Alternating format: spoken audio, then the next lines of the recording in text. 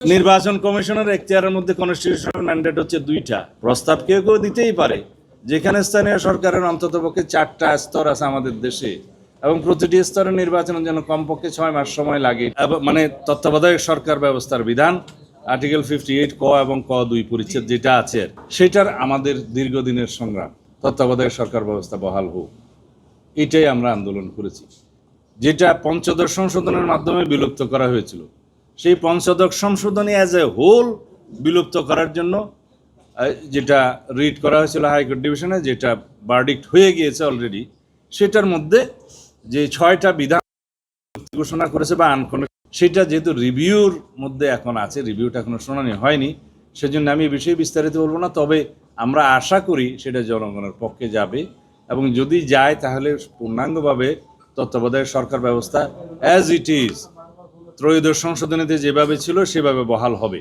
এখন আলাপটা হচ্ছে সেইভাবে বহাল হলে সেই জায়গায় আমরা কি কি সংশোধনী চাই, সেই জায়গাতে আমরা বলেছি যে আমরা কিছু কিছু সংশোধনী চাই, কারণ শুধুমাত্র জুডিশিয়ারির হাতে এই তত্ত্বাবধায়ক সরকার ব্যবস্থা প্রধান উপদেষ্টা এবং অন্যান্য উপদেষ্টা করছি না, এবং এই বিষয়ে প্রায় সকলেই একমত। তবে হ্যাঁ, আগে যে প্রভিশনগুলো রাখার জন্য এখন আলোচনা হচ্ছে, সেই প্রভিশনগুলো এখনো পর্যন্ত সবাই ঠিকমতো আমরা উপস্থাপন করতে পারিনি। দলগুলো আলোচনা করে এখানে বিকল্প প্রস্তাব দিবে, তারপরে পরে আলোচনা হবে। তবে এই বিষয়ে একমত যে এখানে 2-1টি প্রভিশন আরও আগে রাখতে হবে। থেকে যদি জুডিশিয়ারিকে কন্টিনিউ রাখা হয়, আর প্রভিশন থাকতে পারে, এবং শেষ পর্যন্ত যদি কোনো কিছু না হয়, তাহলে সর্বশেষ অপশন হিসাবে যে রাষ্ট্রপতি থাকার বিধানটা আছে সেটা রাখা যায়, যদি আগের প্রভিশনগুলোতে একমত না হওয়া যায়। তা আশা করি হবে।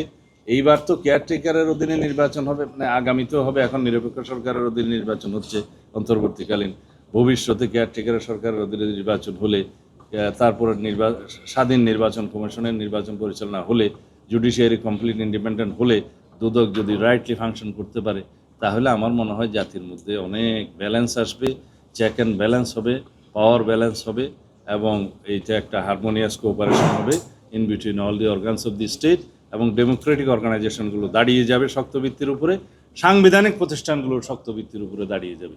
তখন আমরা আমাদের কাঙ্ক্ষিত সেই শক্তিশালী গণতান্ত্রিক রাষ্ট্র দেখতে পাবো ইনশাআল্লাহ। Any more question?